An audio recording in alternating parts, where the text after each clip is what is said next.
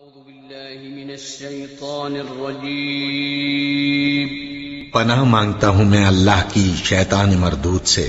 بسم الله الرحمن الرحيم.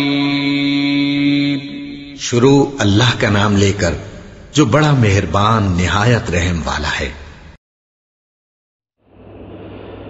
اعوذ باللہ من الشیطان الرجیم، بسم اللہ الرحمن الرحیم۔ ام حسبتم ان تدخلوا الجنة ولما يأتكم مثل الذين خلوا من قبلكم مستهم البأساء والضراء وزلزلوا حتى يقول الرسول والذين آمنوا معه متى نصر الله ألا إن نصر الله قريب يسألونك ماذا ينفقون قل ما أنفقتم من خير فللوالدين والأقربين واليتامى والمساكين وابن السبيل وما تفعلوا من خير فإن الله به عليم كتب عليكم القتال وهو كره لكم وعسى أن تكرهوا شيئا وهو خير لكم وعسى أن تحبوا شيئا وهو شر لكم والله يعلم وأنتم لا تعلمون۔ ام حسبتم، کیا تم نے یہ گمان کیا، ان تدخلوا الجنت، یہ کہ تم داخل ہو جاؤ گے جنت میں، ولما، اور جب کہ ابھی تک نہیں، یاتکم آئیں تمہارے پاس، مثل الذین، مثالیں ان لوگوں کی، خلو جو گزر چکے، من قبلکم تم سے پہلے، مستہم پہنچی انہیں، البأساء مالی پریشانیاں، والضراء اور بدنی پریشانیاں، وزلزلوا اور وہ جھنجھوڑے گئے، حتیٰ یہاں تک کہ یقولا کہہ اٹھے، الرسول رسول، والذین آمنوا اور جو لوگ کے ایمان لائے تھے، معہ ان کے ساتھ، متی کب آئے گی، نصر اللہ اللہ کی مدد، الا سنو، ان نصر اللہ قریب، بے شک مدد اللہ کی قریب ہے، یسألونک آپ سے پوچھتے ہیں، ماذا کیا، ینفقون وہ خرچ کریں، قل کہہ دیجئے، ما انفقتم جو کچھ بھی تم خرچ کرو، من خیر مال سے، فللوالدین پس واسطے والدین کے ہے، والاقربین اور قریبی رشتہ داروں کے، والیتامى اور یتیموں کے، والمساکین اور غریبوں کے، وابن السبیل اور مسافروں کے لیے، وما تفعلوا اور جو کچھ بھی تم کرو، من خیر بھلائی کا کام، فإن اللہ پس بے شک اللہ تعالی بہ علیم اس کو جانتے ہیں، کتب علیکم فرض کیا گیا ہے تم پر، القتال کافروں سے لڑنا، وہو کرہ لکم اور وہ ناپسند ہے تمہارے لیے، وعسیٰ اور ممکن ہے، ان تکرہو کہ تم ناپسند کرو، شیئن ایک چیز کو، وہو خیر لکم اور وہ حقیقت میں بہتر ہو تمہارے لیے، وعسیٰ اور ممکن ہے، ان تحبو کہ تم پسند کرو، شیئن ایک چیز کو، وہو شر لکم اور وہ ہو بری تمہارے لیے، واللہ یعلم اور اللہ جانتے ہیں، وانتم لا تعلمون اور تم نہیں جانتے۔ مکہ معظمہ میں حضور سرور دو عالم صلی اللہ علیہ وسلم کے ساتھی سخت مظالم کا شکار ہوئے، اور جو حضور کے دامن رسالت سے وابستہ ہوتا کافر اس کو ستاتے، ظلم کرتے، خاص کر جو غلام ہوتے، غریب لوگ ہوتے، ان پہ تو مظالم کے پہاڑ توڑتے، اور اکثریت حضور کے دامن رسالت سے وابستہ ہونے والوں میں اس وقت غریب لوگوں ہی کی تھی، اور وہ لوگ تھے جو غلام تھے، اور وہ لوگ تھے جو کمزور تھے۔ البتہ کچھ قریش کے لوگوں میں سے مسلمان ہوئے، لیکن انہوں نے ان کو بھی نہ چھوڑا، ان پہ بھی مظالم ڈھائے، جیسے حضرت زبیر ابن عوام رضی اللہ عنہ۔ یہ قریش کے آدمی تھے، مسلمان ہوئے تو انہیں بھی گھر والوں نے بڑی اذیتیں دیں، سخت تکلیفوں سے انہیں بھی دو چار ہونا پڑا، اور ان کے چچا نے ان کو بہت مارا پیٹا، اور یہاں تک کہ ان کو دیوار میں میخیں ٹھونک کر ان کے ساتھ ہاتھ پاؤں ان کے باندھ کر لٹکا دیا۔ اور اس سے بھی دل اس کا مطمئن نہ ہوا تو چچا نے کچھ لوگوں کو کہا کہ غلاظت، گندگی، پاخانہ خشک اٹھا کر لاؤ اور اسے جلا کر اس کا دھواں اس کی ناک میں چڑھاؤ۔ اس قدر بغض اور شدت تھی ان لوگوں کے دلوں میں اہل اسلام کے حوالے سے۔ اور اسی طرح قریش کے حضرت عثمان غنی رضی اللہ عنہ بااثر تھے، لیکن یہ بھی جب مسلمان ہوئے تو چچا نے ان کے اوپر بھی بہت مظالم ڈھائے، اور کھانا پینا ان کے لیے بند کر دیا، پابندی لگا دی، ان کو کوئی کھلائے پلائے گا نہیں، لیکن سب کچھ ان لوگوں نے برداشت کیا اور کلمہ نہیں چھوڑا، ایمان نہیں چھوڑا۔ اور ایسے غریب لوگوں میں بھی لوگ ایسے تھے جن پہ بہت سخت مظالم ڈھائے گئے، تو فرمایا محسبتم، کیا تم نے گمان کر لیا، ان تدخلوا الجنت، یہ کہ تم داخل ہوگے جنت میں، کہ ایمان میں آ کر کلمہ ایمان کا پڑھ کے تم بس جنت میں سیدھے چلے جاؤ گے اور کوئی دکھ پریشانی اس ایمان پر نہیں آئے گی؟ ولما، اور ابھی تک نہیں، یاتکم، تمہارے پاس آئیں، مثالیں، الذین، ان لوگوں کی، خلو من قبلکم، جو گزر چکے ہیں تم سے پہلے، یعنی پچھلوں کو دیکھو، ایمان کے بعد انہیں کن حالات کا سامنا کرنا پڑا۔ ایک دفعہ حضور صلی اللہ علیہ وسلم کعبۃ اللہ کے سائے میں آرام فرما رہے تھے، حضرت خباب ابن ارت رضی اللہ عنہ حضور کے پاس تشریف لائے، اور یہ حضرت خباب ابن ارت امیہ ابن خلف دشمن اسلام کے غلام تھے، اور وہ ان پہ بہت ظلم کرتا تھا، اور ایسے کرتا تھا کہ کوئلے گرم کرتا، اور ایک درخت تھا عرب میں، جیسے ہمارے ہاں کیکر کا درخت ہوتا ہے، اس کی لکڑ بہت سخت ہوتی ہے اور اس کا کوئلہ دیر تک باقی رہتا ہے، جلدی بجھتا نہیں ہے۔ اسی طرح عرب میں اس سے ملتی جلتی ایک لکڑ تھی، غزارہ جس درخت کو کہتے تھے، تو اس کا کوئلہ بھی بہت جلدی ٹھنڈا نہیں ہوتا تھا، تو غزارہ لکڑ کو جلا کر اس کے کوئلوں پر حضرت خباب کو پیٹھ کے بل لٹاتا تھا یہ ظالم، اور سینے پر چڑھ کے خود کھڑا ہو جاتا تھا، کروٹ بدلنے بھی نہیں دیتا تھا، جس سے حضرت خباب کے جسم سے جو پانی اور چربی پگھل کے جو پانی نکلتا تھا، تیل نکلتا تھا، اس سے یہ کوئلے ٹھنڈے ہو جاتے، بجھ جاتے تھے، لیکن آپ کو کروٹ نہیں بدلنے دیتا، جس کی وجہ سے آپ کی کمر میں گڑھے پڑ گئے تھے، ہڈیاں نظر آتی تھیں۔ تو حضور بیت اللہ کے سائے میں لیٹے ہوئے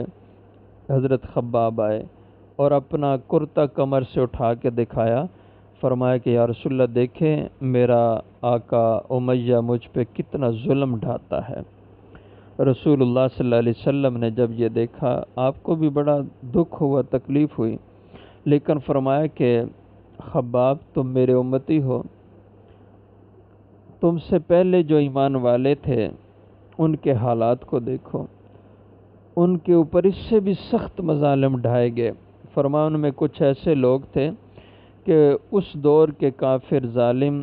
ان کو کمر تک، ناف تک زمین میں گاڑ دیتے تھے، گڑھا کھود کر ناف تک پانی ڈال دیتے، ناف تک مٹی ڈال کے انہیں دبا دیتے تھے، اور پھر انہیں کہتے کلمہ چھوڑو نبی کا۔ وہ شخص انکار کر دیتا، وہ کہتا ایمان مجھ سے تم نہیں چھین سکتے، دنیا کی ہر شے چھین سکتے ہو، ایمان نہیں چھین سکتے۔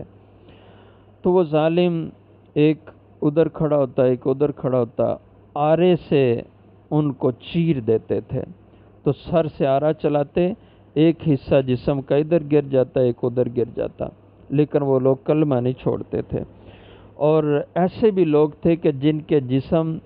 لوہے کی کنگھیوں سے نوچ دیے گئے اور ہڈیاں باقی رہ گئیں اور گوشت کنگھیوں سے جدا کر دیا گیا۔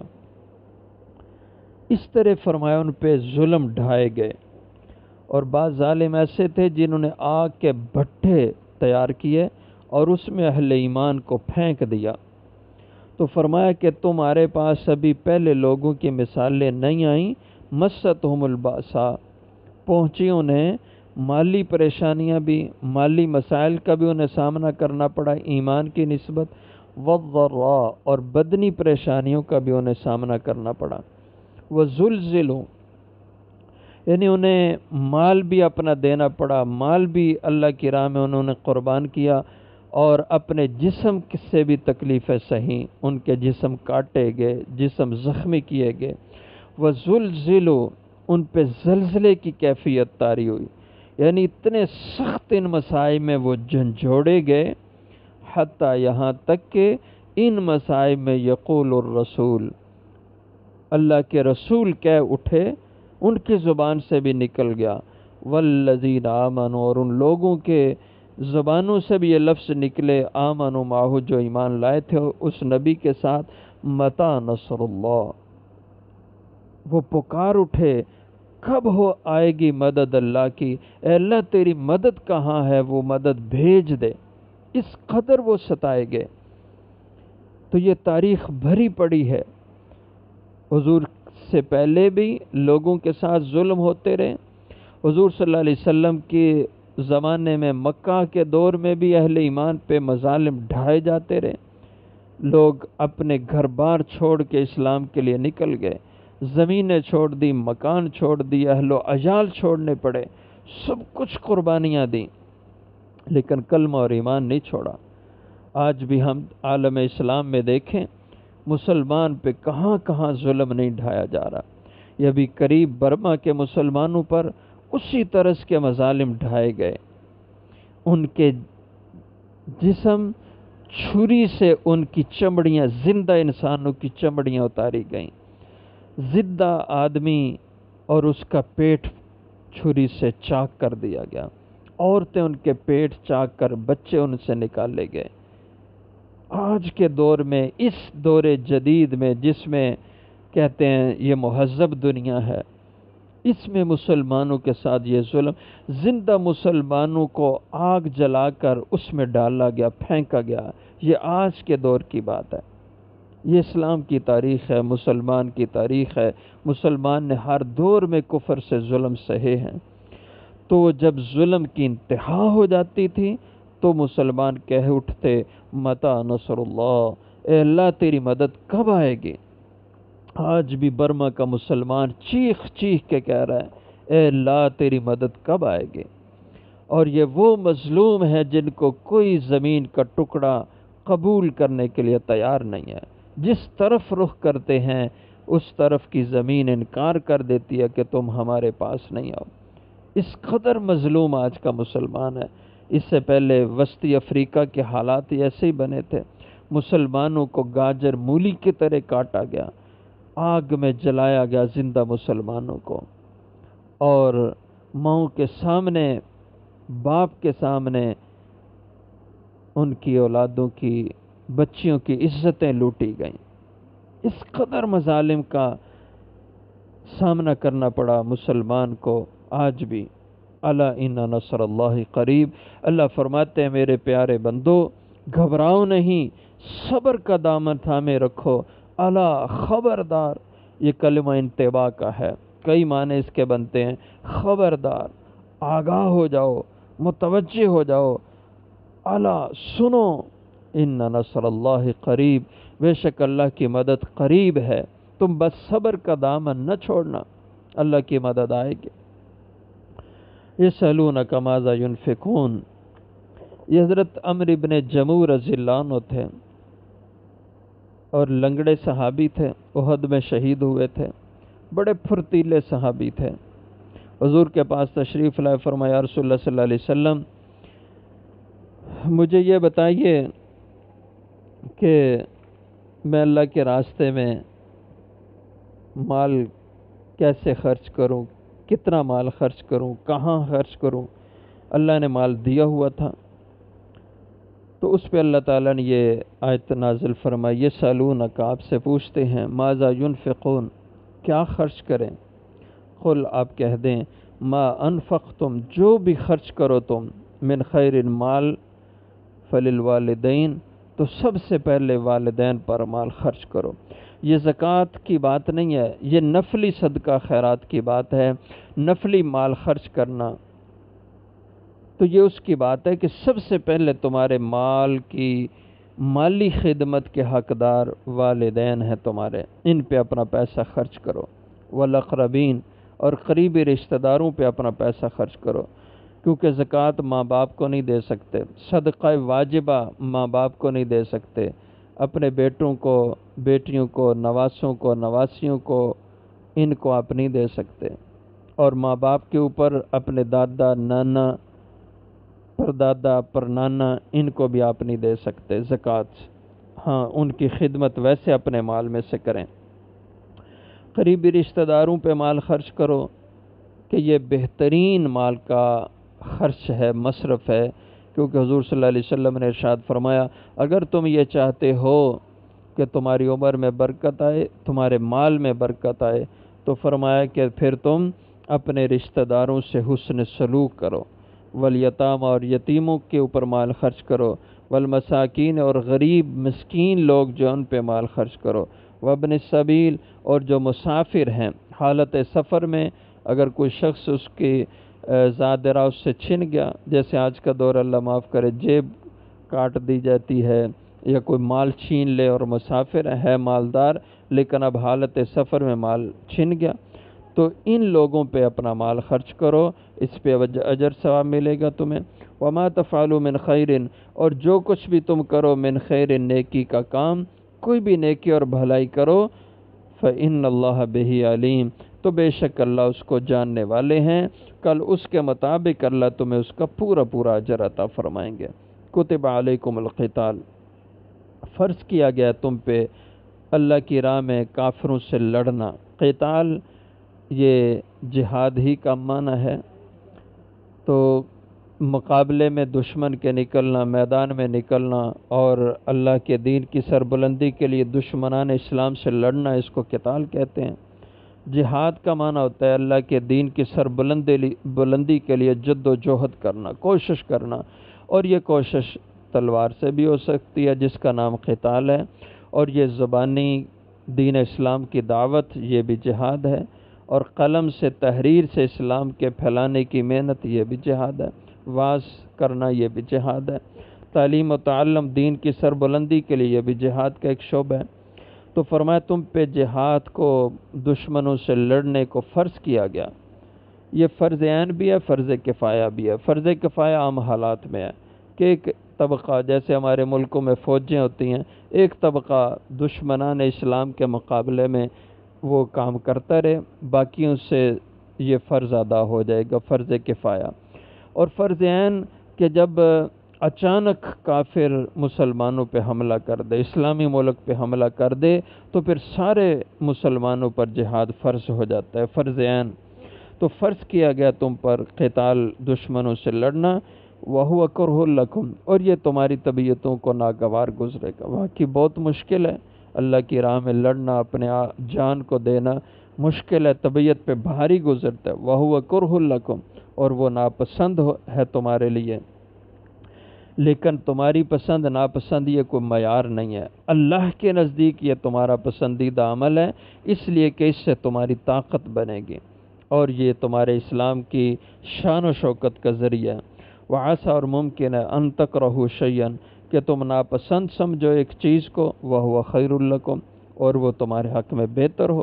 تو اللہ جانتے ہیں، اللہ کے علم میں ہے کہ یہ قتال جہاد تمہارے لیے اس میں خیر اور بہتری ہے۔ وعسیٰ، اور ممکن ہے ان تحبوا شیئا، کہ تم ناپسند کرو ایک چیز کو، وَهُوَ شَرٌ لَكُمْ، اور وہ تمہارے لیے ناپسند ہو۔ واللہ یعلم، چیزوں کی حقیقت اللہ جانتے ہیں۔ تو اللہ کو علم ہے کہ ہے تو عمل مشکل قتال جہاد، لیکن اس میں تمہارے لیے خیر ہے، تمہارے لیے عزت ہے۔ آج جب مسلمان نے جہاد سے رشتہ ناتا توڑا اور اللہ معاف کرے اس کو دہشت گردی کہہ دیا، اب مسلمان دنیا میں ذلیل ہو رہا ہے، کہیں اس کا کوئی والی وارث نہیں ہے، یہ بے سہارا دنیا میں زندگی جی رہا ہے، ہر طرف سے کفر اس پر ٹوٹ رہا ہے۔ تو اللہ فرماتے ہیں واللہ یعلم، اور اللہ جانتے ہیں تمہارے لیے کس چیز میں خیر ہے، تو جس میں خیر اللہ وہ تمہیں حکم دے رہے ہیں۔ وَأَنْتُمْ لَا تَعْلَمُونَ، اور انجام سے تم بے خبر ہو۔ اللہ تمہیں کہہ رہے ہیں اس میں تمہاری شان اور عزت ہے، تم اللہ کی ذات پر یقین کرو۔ تو آج بھی اگر مسلمان اس حکم الہی پہ کھڑا ہو جائے تو دنیا میں کھوئی ہوئی اس کی عزت، شان اور طاقت پھر بحال ہو جائے۔ وآخر دعوانا الحمد۔